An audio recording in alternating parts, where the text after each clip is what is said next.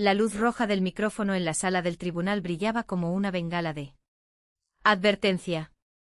Mi padre se inclinó hacia él con una mano apoyada en la barandilla de los testigos y le dijo al juez instructor que yo me había pasado 20 años escondida tras una mesa de despacho en el Ejército del Aire. Dijo que nunca había pilotado una misión operativa, que nunca había comandado a nadie en peligro y que nunca me había ganado el derecho a cuestionar una empresa construida por hombres que entendían de aviones. Su abogado dejó que el insulto flotara en el ambiente mientras los periodistas garabateaban en sus cuadernos. No interrumpí. Frente a mí descansaba una carpeta azul con pruebas, un collarín de acero fracturado sellado en una bolsa transparente y un sobre con la letra D. Mi madre que había permanecido cerrado durante 11 años. Mi padre pensaba que la audiencia trataba sobre una hija resentida tratando de frenar la venta de Rouen Aeroestructuras. Yo sabía que trataba sobre el componente que casi sepulta a 7 personas en el desierto y sobre la firma que él había estampado en un documento que yo nunca había visto. Necesitaba que repitiera una frase más bajo. Juramento. Lo hizo, pero mi padre no tenía ni idea de lo que estaba a punto de suceder. Mi nombre es Teniente Coronel Teresa Rouen. Tenía 42 años aquella mañana. Aunque estando con mi familia, seguía convirtiéndome en la chica callada que llevaba los platos al fregadero mientras mi hermano menor explicaba cómo funcionaba la aviación a todos en la mesa. Crecimos a las afueras de Albacete, donde las alas de los aviones parecían elevarse detrás de cada almacén y el aire del verano olía a trigo cortado, aceite de maquinaria y asfalto caliente. Mi padre, Malcolm Rouen, fundó Rouen Aeroestructuras en una nave metálica alquilada con 2 fresadoras y 6 empleados. Cuando cumplí 12 años, la empresa ya producía soportes, carcasas y componentes de sistemas de control para proveedores civiles y gubernamentales. A papá le encantaba decir que la fábrica era nuestro tercer progenitor. Lo decía como una broma. No lo era. Mi hermano Julián recibió su primera clase de vuelo por su 14º cumpleaños. Papá envolvió el certificado en papel de plata y lo puso junto a la tarta. Yo recibí un juego de delineación porque papá decía que las chicas con manos firmes eran buenas ayudantes. Usé aquellos lápices hasta que me salieron ampollas. A los 16 años, pasaba los sábados junto a mi madre, Elena, en la sala de inspección. Ella había empezado como operadora de máquinas antes de que papá la trasladara a nóminas. Me enseñó a pasar el pulgar por un borde acabado sin tocar la parte más afilada. Me mostró cómo un defecto más pequeño que un grano de sal podía ensancharse con la vibración hasta que el metal olvidaba que alguna vez fue sólido. Las máquinas dicen la verdad, decía sobre el zumbido del ventilador. Solo tienes que ser lo suficientemente paciente como para escucharla. El patrón nos perseguía a todas partes. Cuando Julián hizo su primer vuelo en solitario, papá invitó a cenar a 18 parientes. Cuando gané un concurso estatal de física, mamá trajo a casa magdalenas del supermercado. Después de que todos los demás se hubieran ido a dormir. Cuando recibí una beca para el Ejército del Aire, papá dejó la carta bajo una pila de facturas durante 9 días y al final preguntó si los militares me enseñarían labores administrativas. No me alisté para demostrarle que estaba equivocado. Al principio me alisté porque necesitaba una puerta que él no pudiera controlar. El Ejército del Aire ofrecía estructura. Ofrecía normas redactadas donde cualquiera podía leerlas. Una lista de verificación no cambiaba porque el hijo predilecto entrara en la habitación. A una evaluación de vuelo no le importaba cuyo nombre estuviera en un edificio. Si cumplía los requisitos, aprobaba. Si fallaba, entrenaba hasta no hacerlo. Mi madre lo entendía. La noche antes de irme a la universidad, se quedó conmigo en el aparcamiento de la fábrica. Mientras las polillas chocaban contra las lámparas de seguridad amarillas. Me puso una vieja brújula de latón en la palma de la mano. No necesitas permiso para conocer tu dirección, dijo. Papá no salió. 4 años después obtuve una plaza de formación de pilotos. Llamé a casa desde una cabina porque la batería de mi móvil se había agotado. Julián respondió. Música y risas se oían de fondo.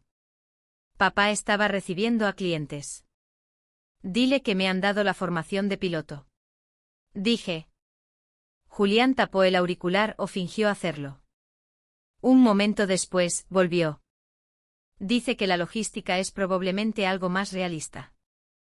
La línea quedó muerta. Me quedé bajo una luz fluorescente que zumbaba con el auricular contra la oreja. Hasta que el tono de marcado se volvió insoportable. Esa fue la última vez que le pedí a mi padre que se sintiera orgulloso de mí. Mis padres fueron invitados a mi ceremonia de graduación de alas. 2 asientos permanecieron vacíos durante la invocación, la presentación y el momento en que las alas de plata fueron prendidas sobre mi corazón. Papá dijo más tarde que una reunión con un proveedor se había alargado. Julián publicó fotografías desde un campo de golf tomadas esa misma tarde. Mamá me envió una cajita. Dentro había un par de alas de piloto, recortadas en fieltro azul, irregulares en los bordes, con una nota que decía: las hice antes de saber que te darían unas de verdad. Conservé ambos pares. El entrenamiento despojó cualquier necesidad de aplausos que me quedara. El calor del desierto de Texas atravesaba la línea de vuelo en oleadas. La cabina olía a plástico caliente, líquido hidráulico y ese regusto agrio a miedo que nadie admitía sentir. Mis hombros dolían por el arnés. Mis pantorrillas estaban amoratadas bajo la presión de los pedales del timón. Cada error me seguía en el informe posterior, proyectado en una pared donde las excusas no tenían dónde esconderse. Aprendí a tomar decisiones mientras los instructores creaban fallos. Más rápido de lo que yo podía nombrarlos. Incendio en el motor, pérdida de comunicaciones, presión hidráulica cayendo en picado. Observaban mis manos, no mi rostro. Años después, ese entrenamiento me siguió en un HC-130J sobre el Cuerno de África. Apoyábamos a un equipo de recuperación de personal después de que un helicóptero del ejército cayera cerca de un lecho de río seco. El polvo subió miles de pies hacia el cielo, volviendo la luz del día del color del óxido. 6 rescatistas estaban en la parte trasera con un soldado herido cuya presión arterial estaba cayendo.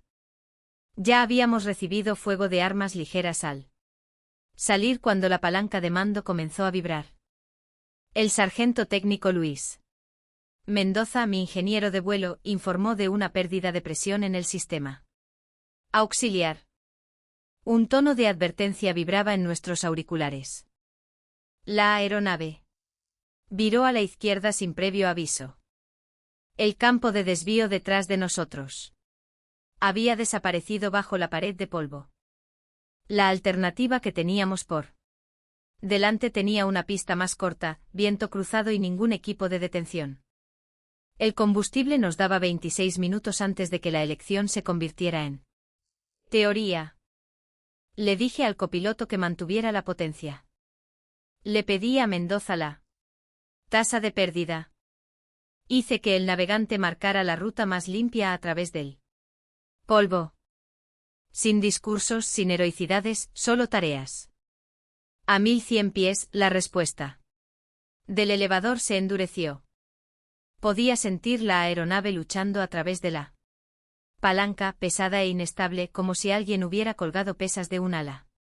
Realizamos una aproximación superficial porque un enderezamiento normal podría Requerir una autoridad de control que ya no teníamos.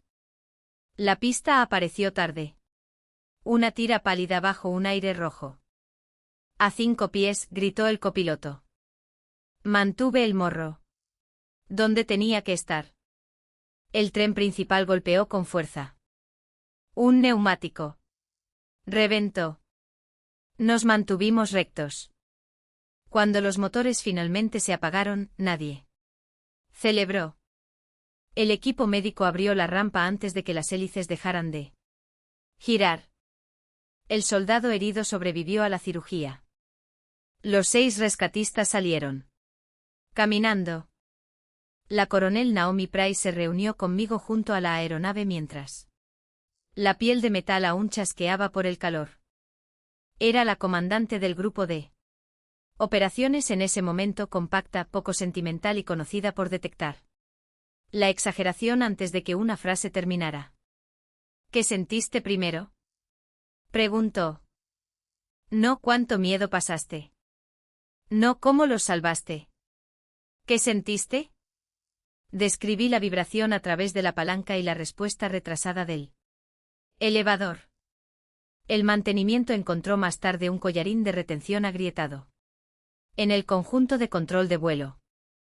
Su sello de fabricación indicaba un subcontratista que había recibido la pieza a través de Rouen Aeroestructuras, la empresa de mi familia. Informé de la conexión antes de que nadie más la descubriera. Fui apartada de la revisión interna para evitar un conflicto de intereses. Di una declaración técnica, entregué mis notas y no llamé a casa. La investigación inicial calificó el fallo de aislado porque los registros de lote suministrados por Rouen mostraban un tratamiento térmico conforme. La coronel Price recordó mi testimonio. ¿Escuchas lo que dicen las máquinas?, me dijo. Las palabras calaron más hondo de lo que ella imaginaba. Pasé los siguientes 8 años en operaciones de rescate, pruebas de vuelo y seguridad. Cuando papá me preguntaba qué hacía, decía operaciones y evaluación.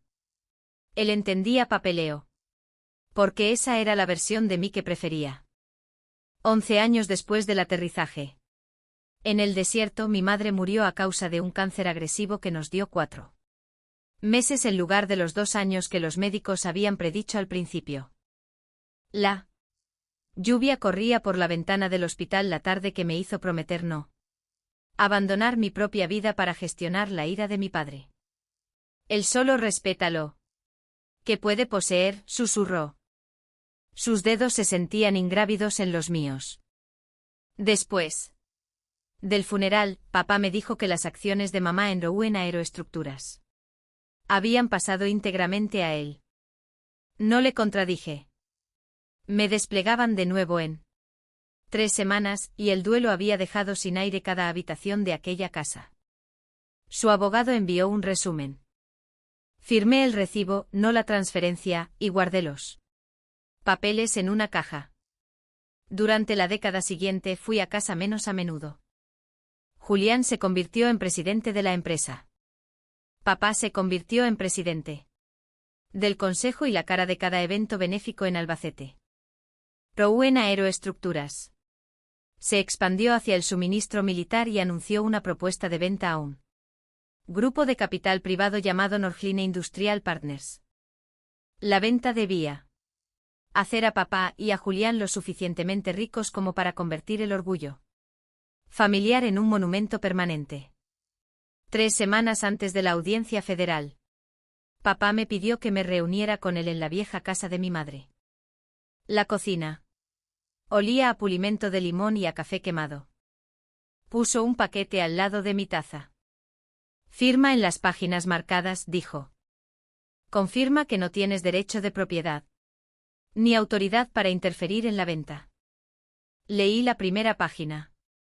Se refería a una renuncia a mi fideicomiso de voto materno con fecha de 2 días después de su funeral. La firma parecía la mía desde el otro lado de la mesa. De cerca, la T mayúscula se inclinaba hacia el lado equivocado. ¿Dónde está el original? Pregunté. Papá exhaló por la nariz. Por esto Julián dice que eres difícil. 20 años en un trabajo de apoyo y vienes a casa pretendiendo ser abogada. ¿Dónde está el original? Su cuchara golpeó el platillo. Tu madre entendía que la empresa pertenecía a la gente que la construyó. Firma. Acepta el pago familiar y deja de avergonzarte a ti misma. Cerré el paquete. Hoy no. Su rostro se tensó. Esperaba ira porque la ira podía llamarse inestabilidad. La calma no le daba nada que usar. 2 días después, Julián me convocó a una sala de juntas en Rouen. Aeroestructuras. Papá, 3 directores, el abogado de la empresa y el equipo de adquisiciones de Northline esperaban bajo un modelo de avión suspendido del techo. Julián deslizó una copia proyectada de la misma renuncia en la pantalla. Necesitamos resolver esta distracción, dijo. Teresa ha dado a entender que sus conexiones militares le dan una visión especial sobre nuestros contratos. Yo no había dado a entender tal cosa. Ya había notificado a mi oficina de ética, documentado la relación familiar y me había abstenido de cualquier asunto actual de adquisiciones de la Fuerza Aérea que involucrara a Rouen. Papá habló durante 12 minutos. Me describió como resentida, financieramente fracasada y confundida sobre la diferencia entre la administración militar y la aviación real. Los directores evitaron mis ojos. El abogado de Northline preguntó si pretendía impugnar el fideicomiso. Puse una tarjeta de visita sobre la mesa. Pertenecía a mi abogada civil, Priya Sethi. Enviad el documento original a ella. Dije. Papá lanzó una sonrisa fina. No hay ninguna fortuna esperándote. No. Pregunté por dinero. La gala anual de becas de aviación de la empresa tuvo lugar el viernes siguiente dentro de un hangar restaurado. Más de 300 clientes, funcionarios municipales, empleados y donantes se sentaron bajo alas de aluminio pulido. El aire transportaba perfume, combustible de aviación de la rampa adyacente y el humo dulce del jamón glaseado calentándose tras las cortinas. Asistí porque el fondo de becas llevaba el nombre de mi madre. Papá me sentó en una mesa cerca del pasillo de servicio. Julián subió al podio con un smoking y anunció la venta a Northline como el logro final de una verdadera familia de la aviación. Elogió a papá. Elogió a los inversores. Se elogió a sí mismo sin usar exactamente las palabras. Mi nombre salió al final. Mi hermana estuvo en el Ejército del Aire durante 20 años, dijo Julián, sonriendo hacia mi mesa. Trabajó cerca de muchos aviones, lo cual aparentemente la convenció de que sabe cómo dirigir una empresa que realmente los fabrica. La risa se movió de forma desigual por el hangar. Papá tomó el micrófono. Era mejor en la crueldad porque la entregaba como si fuera preocupación.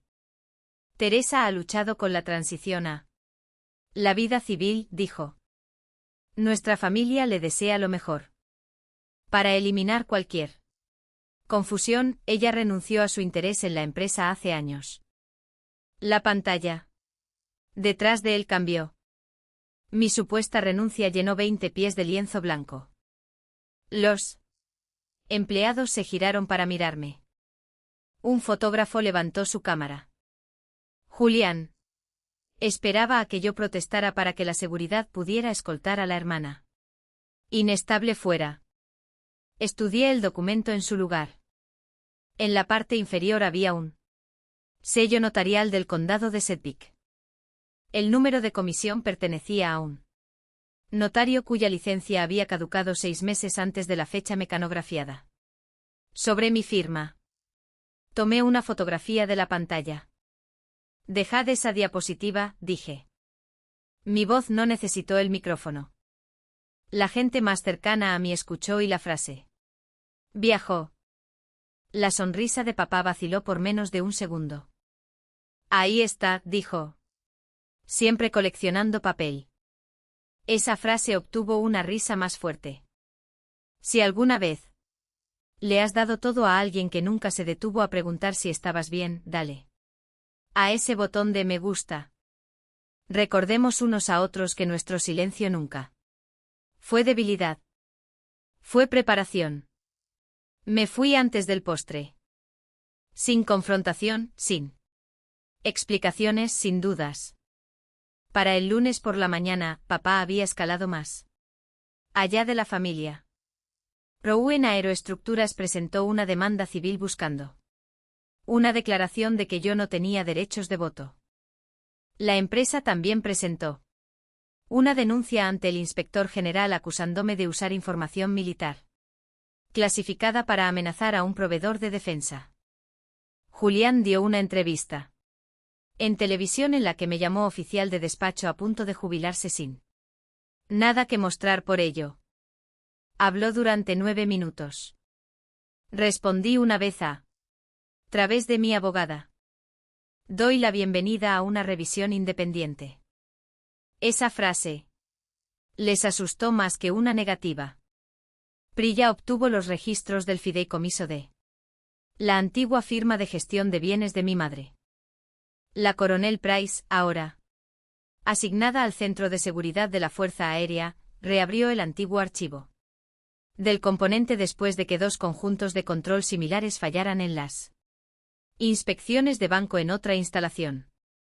Un laboratorio forense independiente comparó el collarín fracturado de mi aeronave con muestras recientes de producción de Rouen. No dirigí nada de eso. No podía.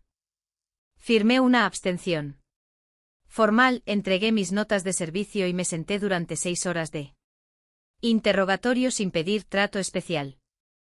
La preparación no siempre es un plan secreto. A veces es simplemente una vida vivida con suficiente cuidado como para que la verdad pueda sobrevivir a la inspección. La conferencia de suspensión federal de la empresa y la audiencia del fideicomiso estatal estaban programadas con 2 días de diferencia. Los abogados de papá convencieron al tribunal para que tomara el testimonio de los testigos técnicos federales en una sesión probatoria consolidada porque la venta a Norgline estaba lista para cerrarse. Esa semana, el pasillo del juzgado olía a lana húmeda. Abogados, periodistas y hombres que se habían reído bajo las alas del hangar. Eso nos trajo de vuelta al micrófono rojo. Papá se sentó hacia adelante disfrutando del sonido de su propia certeza. Mi hija nunca voló operativamente, repitió. Ella no tiene base técnica para estas acusaciones. Procesaba informes. Eso es todo. Prilla me miró. Habíamos acordado que solo hablaría cuando el registro lo requiriera. El juez instructor preguntó, «Teniente coronel Rouen, ¿desea responder?» Me puse de pie durante 3 respiraciones. Nadie se movió. Yo estaba pilotando la aeronave. Sus piezas casi la derriban, dije. Nada más. La boca de papá permaneció abierta, pero no salió ningún sonido. La coronel Naomi Price entró por la puerta lateral con él. Uniforme de gala sin medallas de teatro y sin caja de terciopelo. Llevaba un registro técnico sellado y la autoridad para presentarlo como prueba. Ocupó la silla de testigos y expuso mi historial de servicio con el tono plano y exacto de alguien leyendo coordenadas. Teniente coronel Teresa Rouen, piloto de mando 2.784 horas de vuelo, 131 misiones de combate, es comandante de un destacamento de pruebas de recuperación de personal.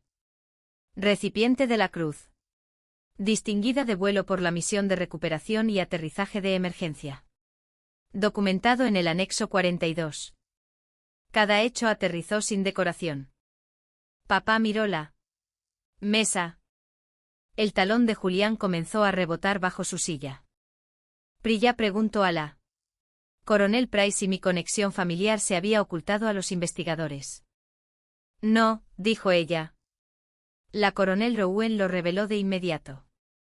Fue retirada de la revisión de material original a petición propia. ¿Causó ella la investigación actual? No, dos fallos independientes la provocaron. ¿Qué contribuyó su declaración? La coronel Price miró al otro lado de la sala hacia mi padre. Ella identificó la primera advertencia 11 años antes de que esta empresa admitiera que había un patrón. El aire cambió. Un ingeniero de la Agencia de Gestión de Contratos de Defensa la siguió. Abrió la carpeta azul y proyectó una cadena de registros de lotes. Rowan Aeroestructuras había certificado que cada collarín de retención recibía 45 minutos de tratamiento térmico. Los registros del controlador de la máquina mostraban 17 minutos. El tiempo faltante había sido copiado en los informes de inspección después de la producción. Las credenciales de usuario pertenecían a Julián. Julián susurró al abogado de la empresa. Su abogado se alejó de él medio centímetro.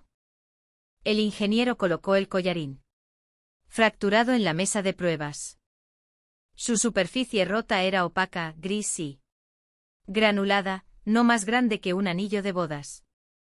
7 vidas habían dependido alguna vez de que ese pequeño círculo permaneciera intacto.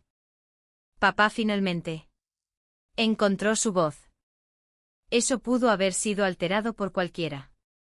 Teresa tenía acceso.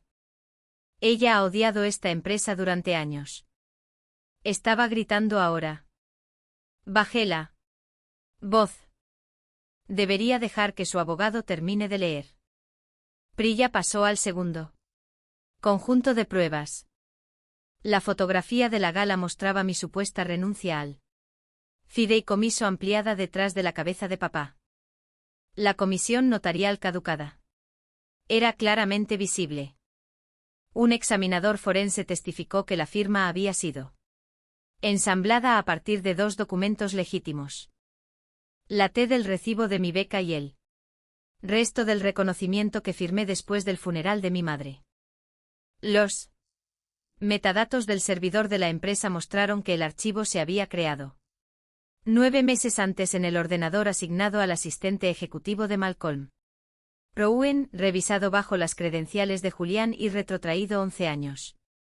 La mano de papá se cerró alrededor de la barandilla.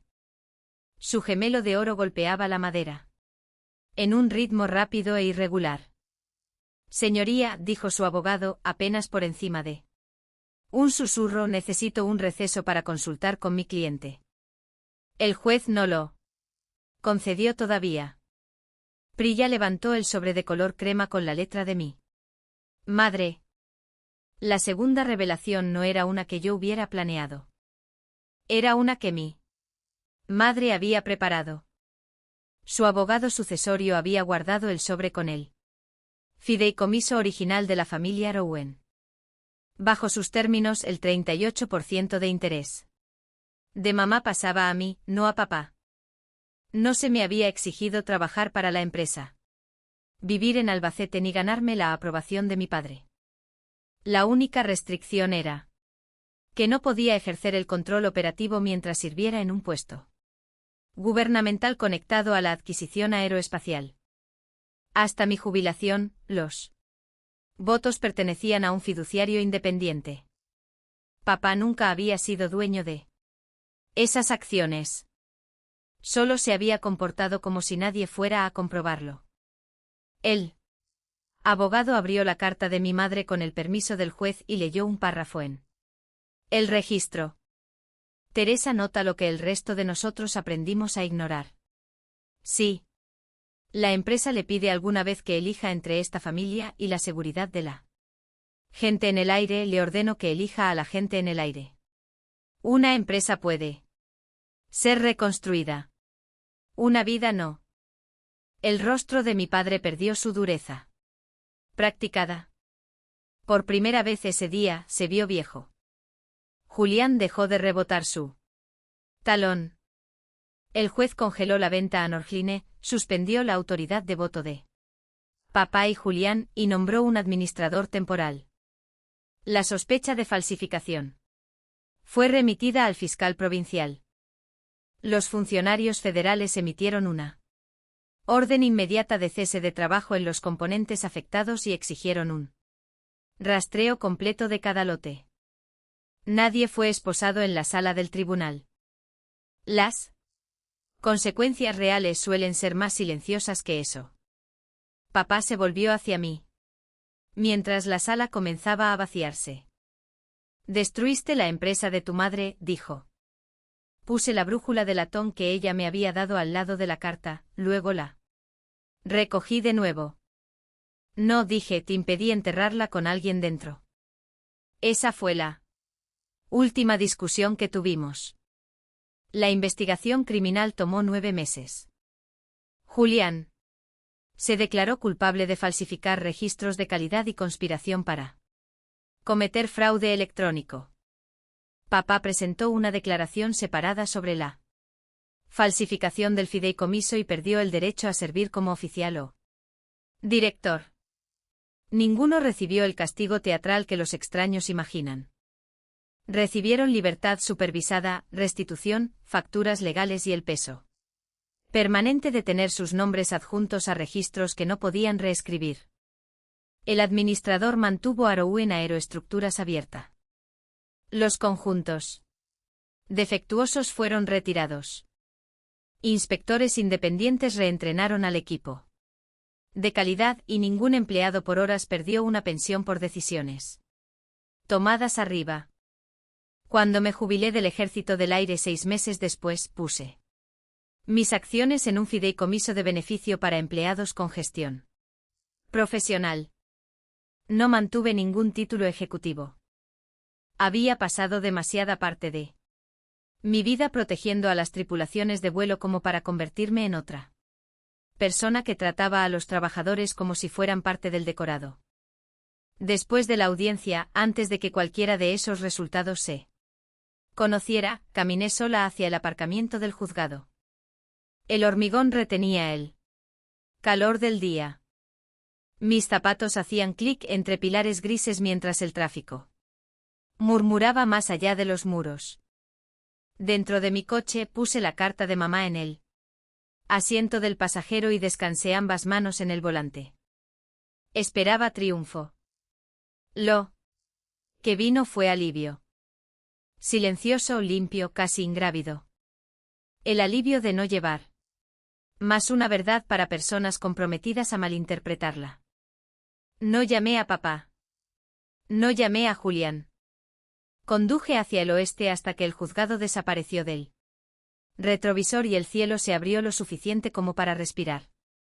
Durante años creí que si me volvía lo suficientemente hábil, útil o disciplinada, mi padre finalmente me vería con claridad.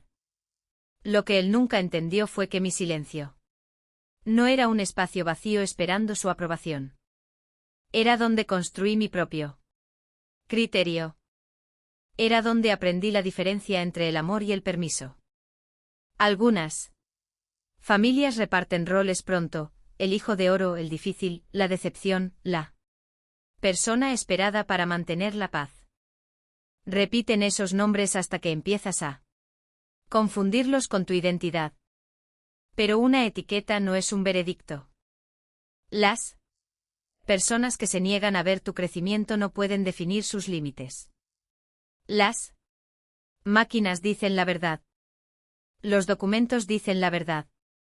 Una vida vivida con integridad eventualmente también lo hace. No tienes que gritar cada vez que alguien te subestima. No tienes que abrir toda tu historia para personas que solo quieren material para su próximo insulto. Protege lo que es cierto. Guarda tus registros. Conoce tu dirección. Cuando llega el momento, una frase honesta puede superar años de ruido.